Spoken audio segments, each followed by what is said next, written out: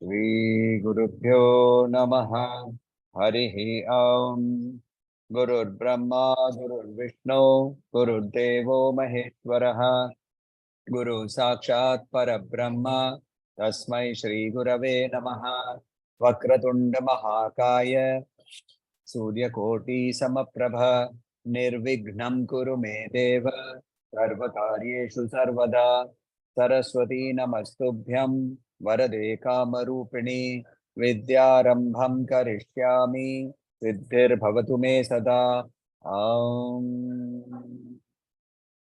So today we will take up verse number 20, which we have to understand is a bit of a landmark because 1/5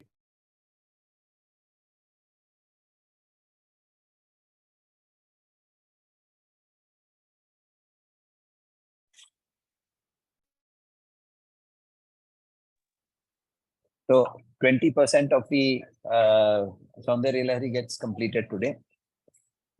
So that's a nice landmark to achieve. So let's look at verse number 21. Anna, sorry to disturb you. I think Gauri also wants to join.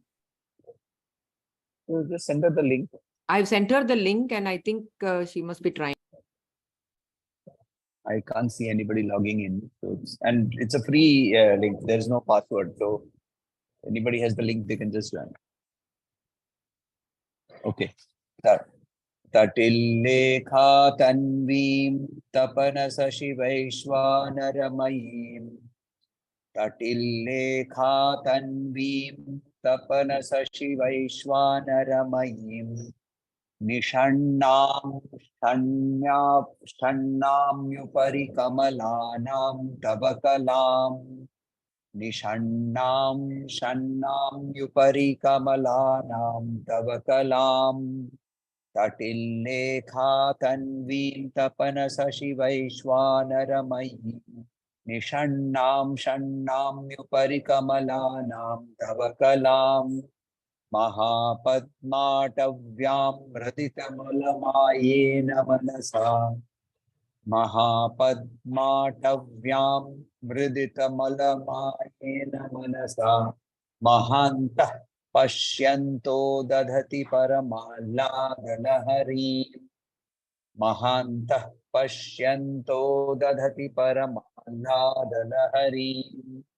Mahapadmatavyam raditamalayena manasa.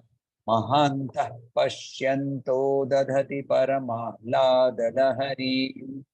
Tatillekha tanvim tapanasa shivaishvanaramayim. Nishannam shannamyupari kamalanam tavakalam. Mahapadmatavyam raditamalayena manasa. Mahantah Pashyanto dadhati paramahladalahari. Let us look at the beautiful meaning of this shloka. So in this, he says, Tatillekha tanvim, possessing this a physique or a body slender like the lightning.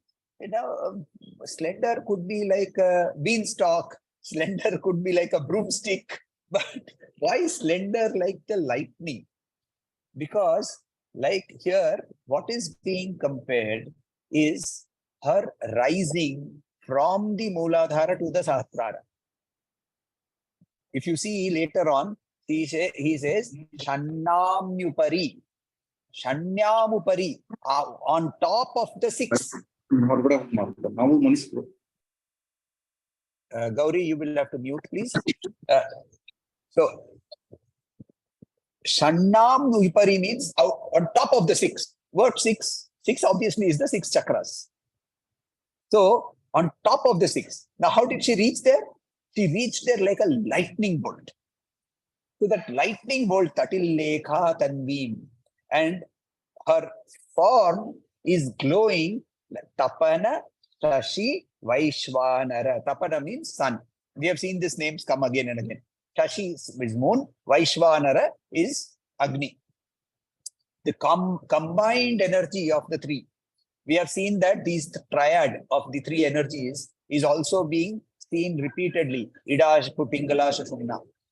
Surya is the Sushumna Nadi. Ida Pingala, actually Ida Pingala is Surya and Chandra Nadi, and the Sushumna Nadi is the Shakti Nadi. Right? So, Tapana Shashi Vaishvanaramayim. Tannam Upari, on top of, Nishannam, seated on, positioned on, Nishannam, seated on, Shannam Upari, on top of all the six, Kamalanam, your what is it called? The lotus. Which lotus? The Sahasrara lotus. Kamalanam. Tava Kalam. Kalam here is your power, your beauty, your glory. Right? So your glory, where is it flowing from? It is flowing from the Sahasrara. Where did you go there? You went there like a lightning bolt from the Buladhara right into the Sahasrara, sitting there on top of the six, in glowing with the light of Agni, Surya, Chandra, and with that glow, you are sitting over there, displaying your glory, displaying your power. Then it says, Mahapadmatavyam, in the in the Sahasrara, which is like actually a forest of lotuses. So it is not only one lotus, it is a forest of lotuses. Vridita Malam Ayena Manasa. So Mala here is Vridita Malam Ayena, means devoid of all the dirt. Mala is dirt. Vridita means having removed. So who has removed? The next word, Mahantaha. Mahantaha means those who are great. Here it will mean the rishis, the poets, the people who are the devotees of Devi.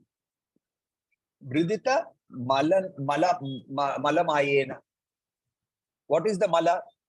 The Mala is our desires, our vasanas, our kama, krodha, moha, lobha, mada, matsarya, yeshwar, and all these matsarya, all of these that we are irsha, jealousy, all of these that we are holding together. When we get rid of all this, then we can see her. Oh, I can't see her otherwise. No, you can always see her. She is there always with you. You have put curtains after curtains after curtains of various things. Having put those curtains, you are yourself having put those curtains, you are unable to see her. Mahanta Pashyanto. Pashyantaha means to be able to see. Here seeing means perceiving, not necessarily seeing with the eyes.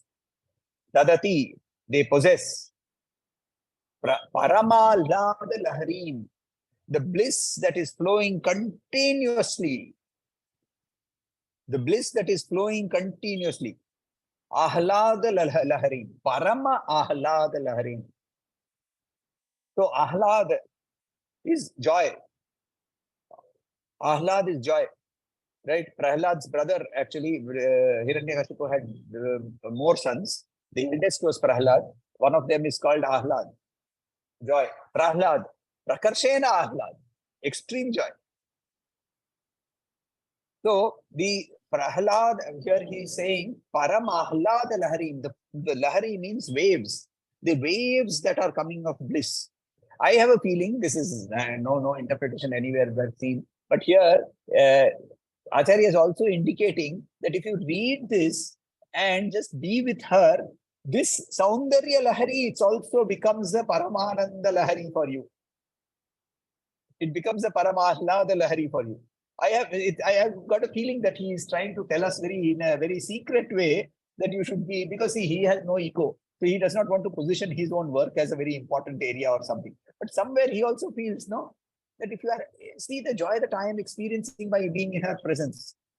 And in the last 20 verses that we have seen, you can actually see that Acharya has been in the physical presence of the Thula, Sukshma and the Para Roop of Devi, and he's perceiving that, and that is what he's writing here.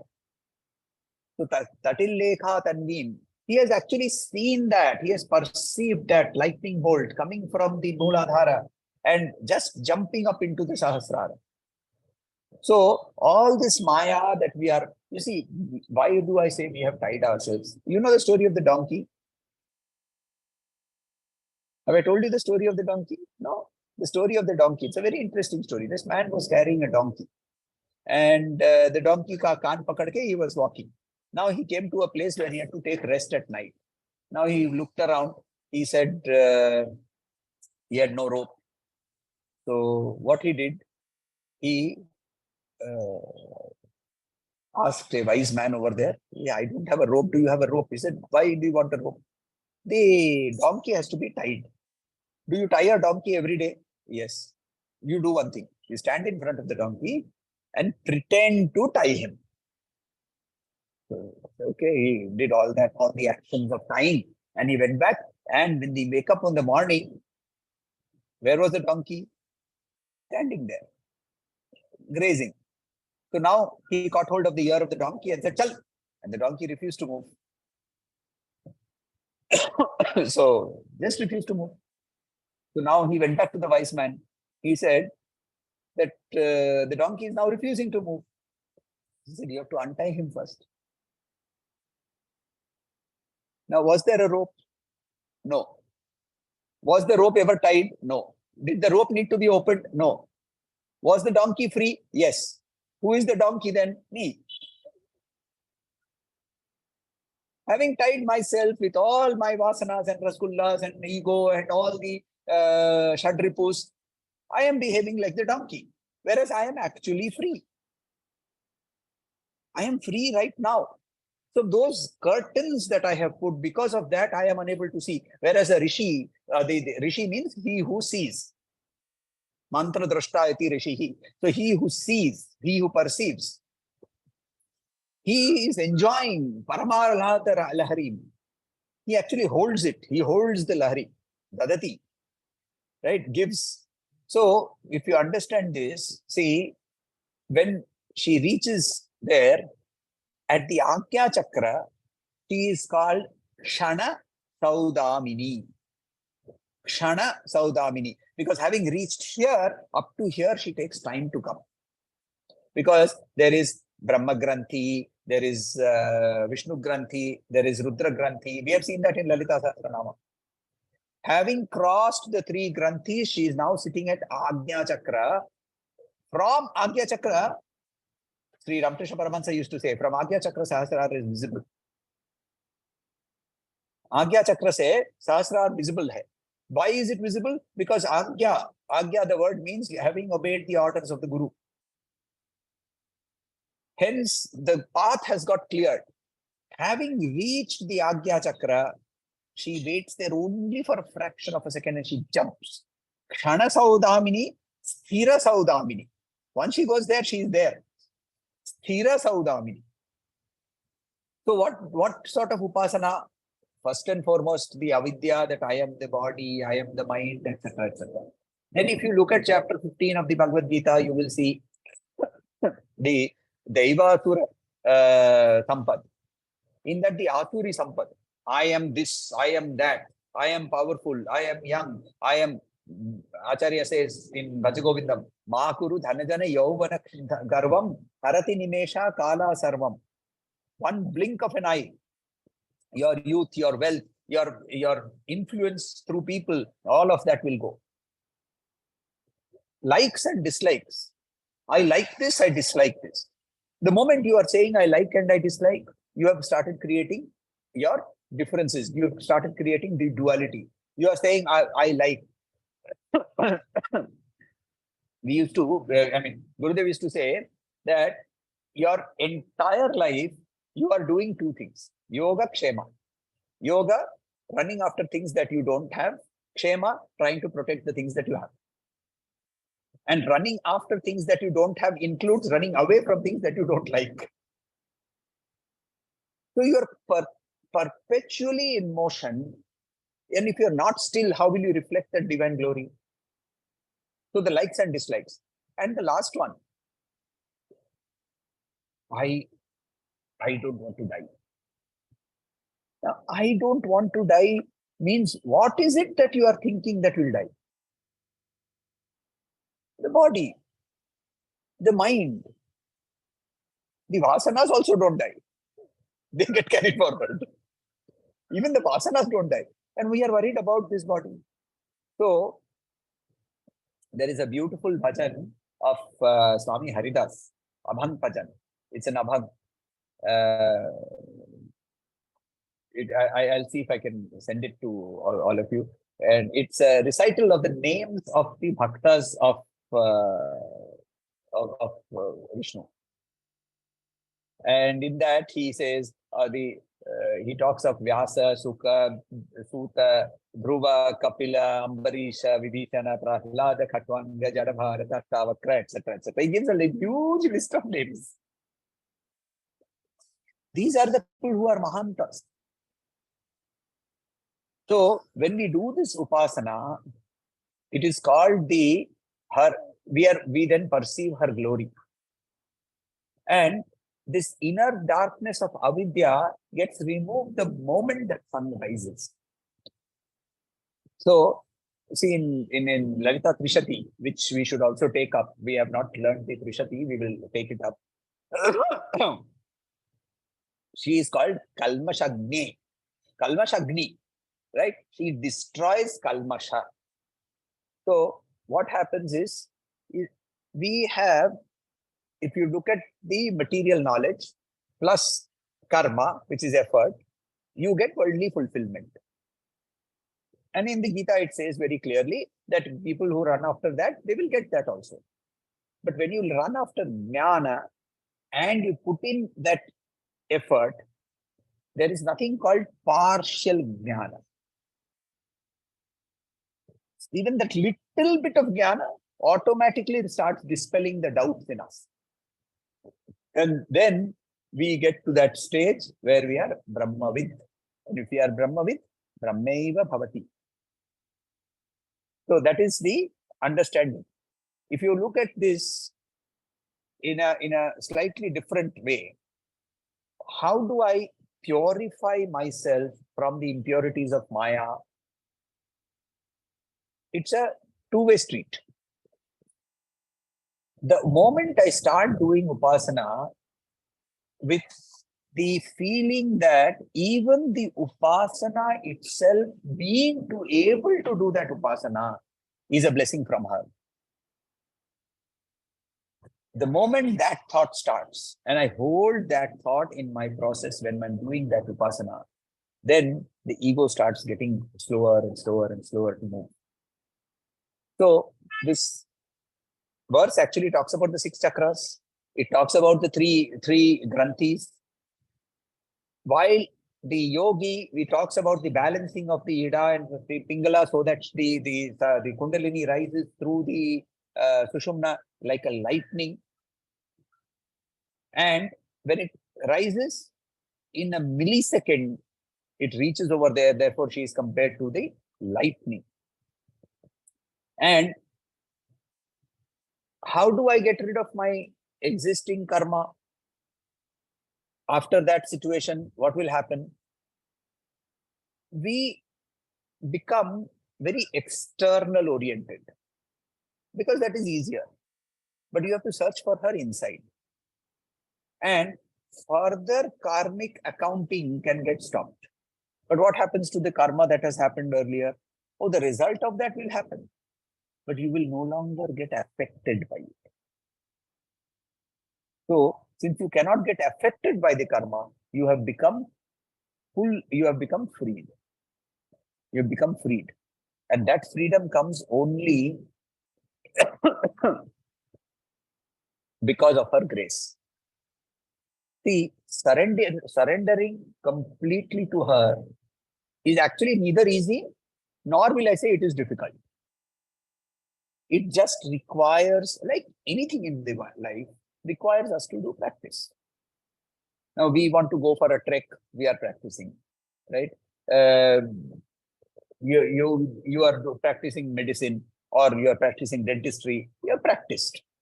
I mean, unfortunately, you are still practicing. With all your patients also, you are only practicing.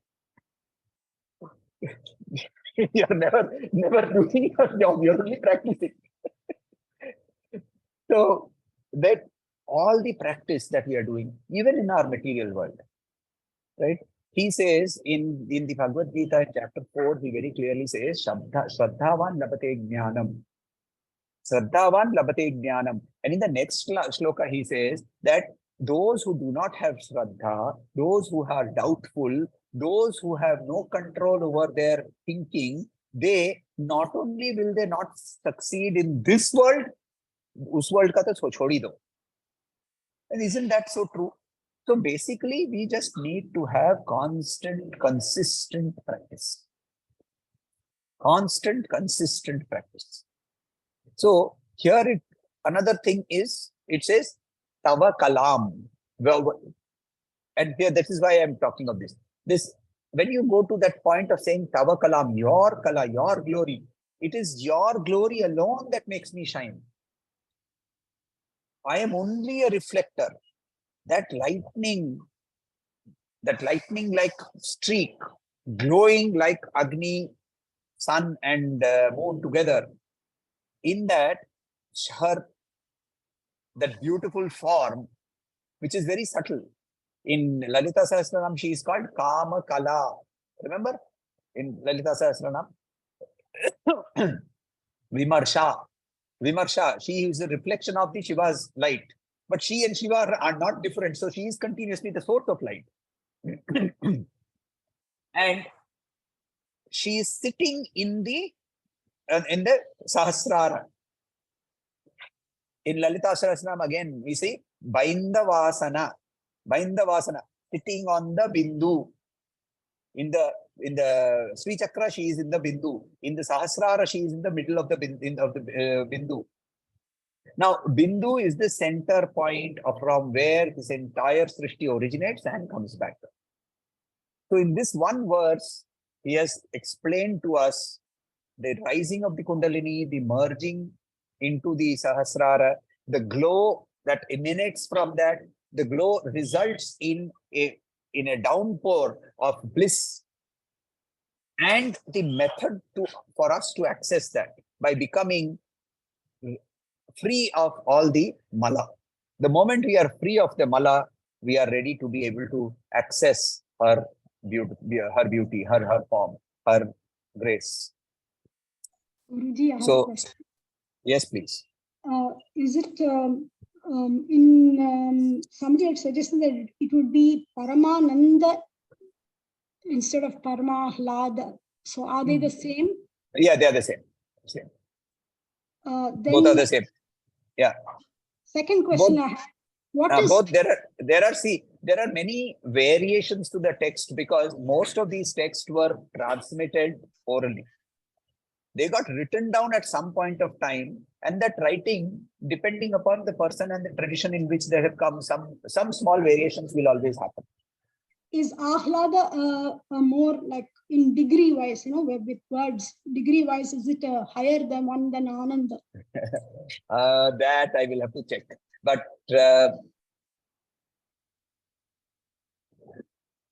I'm just trying to think through in terms of grammar.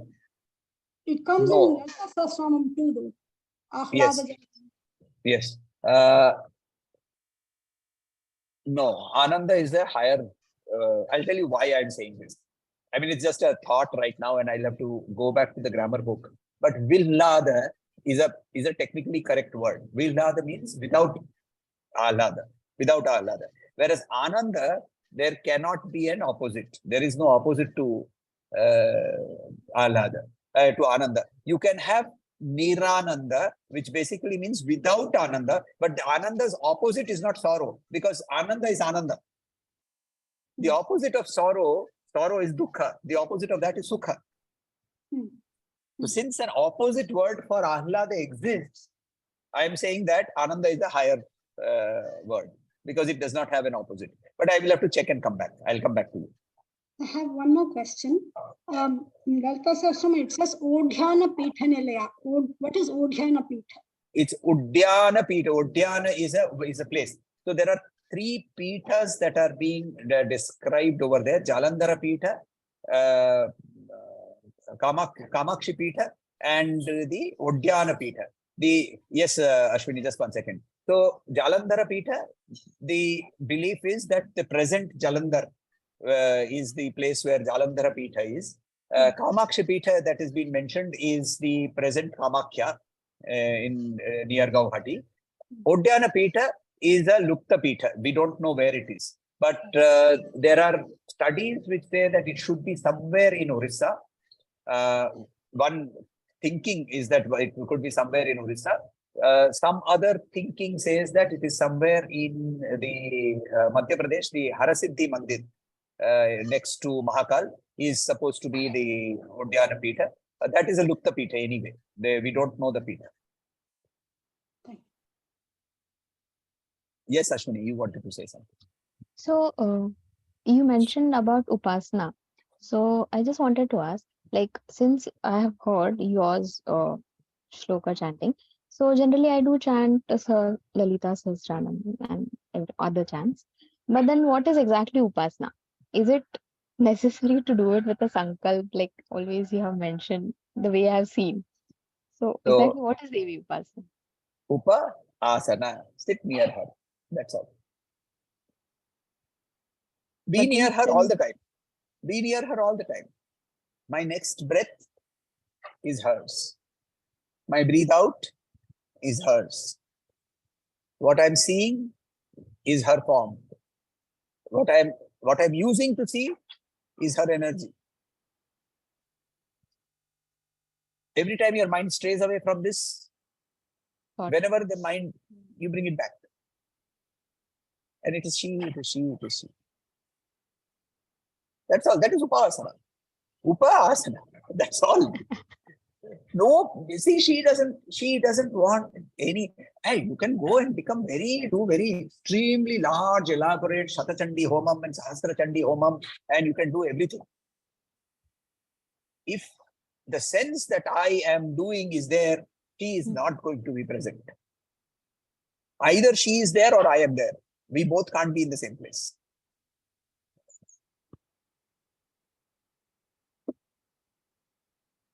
So there was a poem by some poet, I don't remember, it was a Bhakti poet.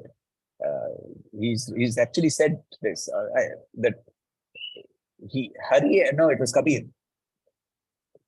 that Hari and I wanted to enter into the same room. I entered, so Hari could not enter. Hari entered first and then I went in and therefore there was no me. I don't remember the exact words of Kabir. I'm not a student of Kabir's, but I remember this particular verse. So that's when I am there, then she can't be there. So you can do a Sahasra Chandi, you can do a Shata Sahasra Chandi, it doesn't matter. And you can do nothing, but just be. And say, everything that I see is you. See, let us take up the next shloka here. In next shloka of the of Bhavani Ashtakam that we were doing.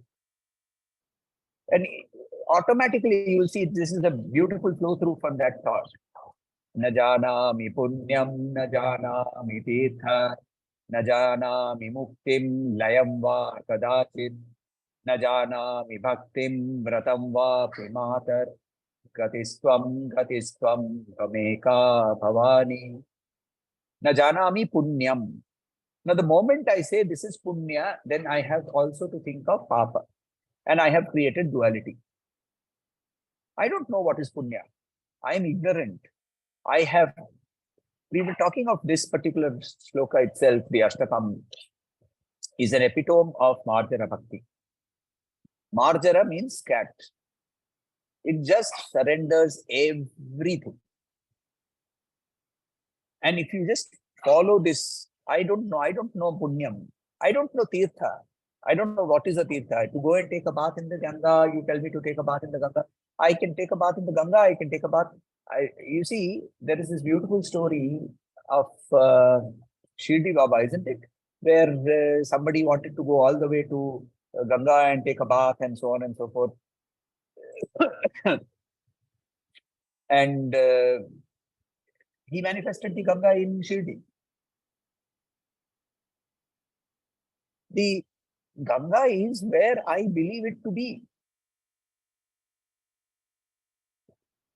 See, in Bengali, there is a saying which used to be said by Sri Ramakrishna Paramahansa. The word for dog in Bengali is kukur.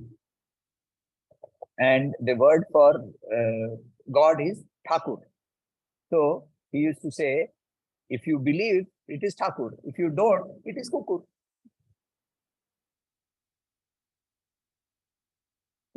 It's your belief. And where does that belief come from? It comes from faith, not belief. I would use the word faith. Having crossed, questioned, and reached an experiential level of saying that, yes, this limited body, mind, intellect cannot be everything. There has to be something. And recognizing that something as the mother is what is Tirtham.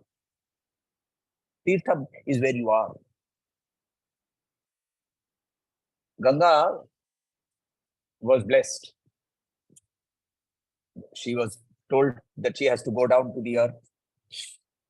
So she said, but on the earth, there are so many of these people. They all are useless. They are bad. They are. So she said, yes, your job is to go there and let them take a bath in you. They will become sin-free. So she said, okay. Then she suddenly stopped and she said, but what about me then? I will have to carry all these people's sins. What about me? So Bhagavan says, don't worry. When the sadhus come and bathe in you, you will become pure again.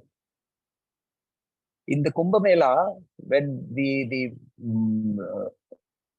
Shahi Snan happens, it is supposed to be that the sadhus, they go with the lack of ego of saying that hum to apne aap ko pure karne ja rahe hain. But Ganga welcomes them. Kshipra welcomes them.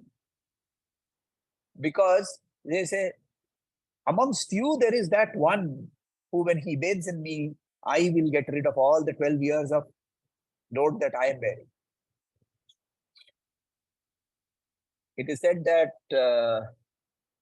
in Atri Muni's house,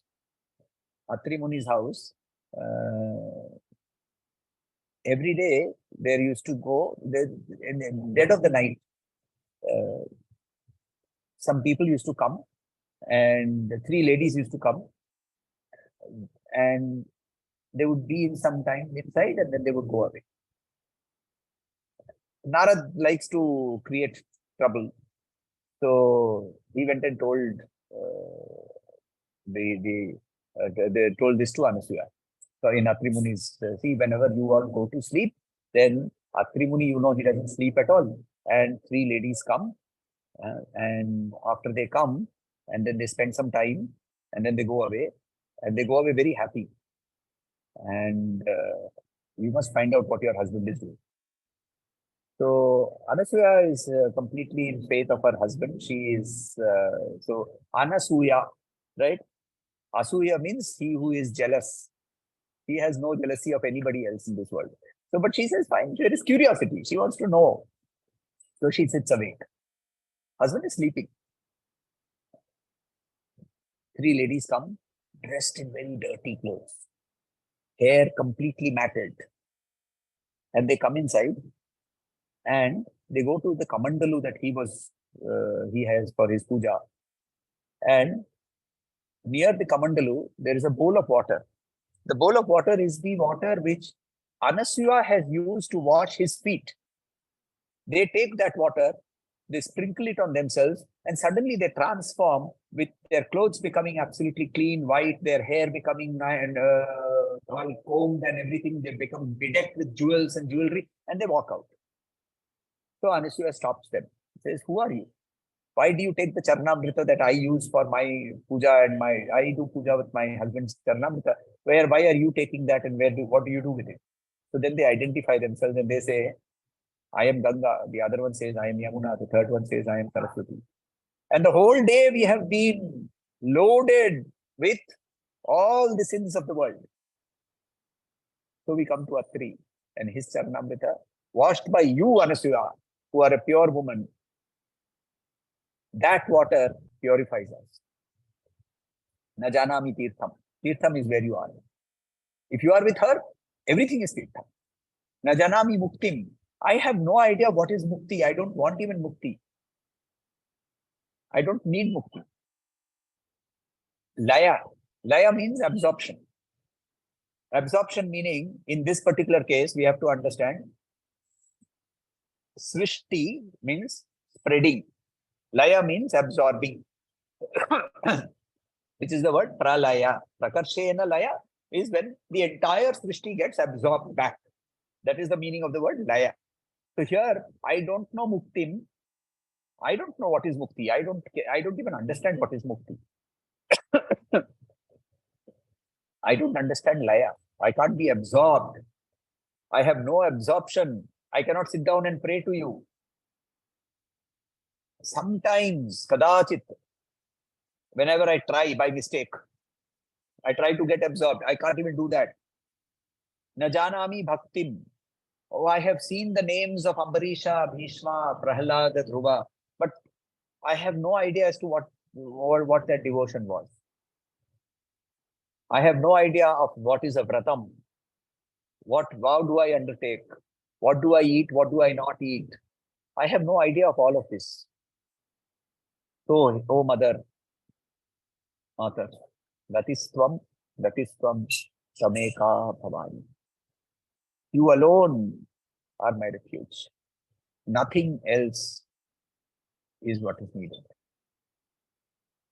Like the small baby cat, blind, unable to move, sitting in one corner and do meow, meow, meow, and the mother has to come.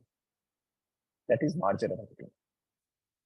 Na janami punyam, na janami tirtha, na janami muktim, layam va kadachit, na janami bhaktim, vratam va vimatar, gatistvam, tameka bhavani.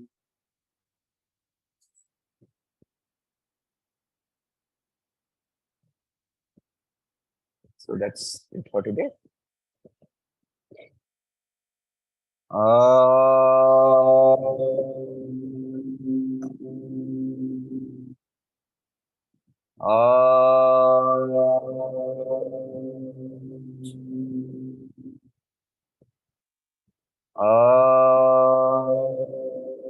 Shanti, Shanti, Shanti. Harihi Om. Shri Gurubhyo Namaha. Harihi Om.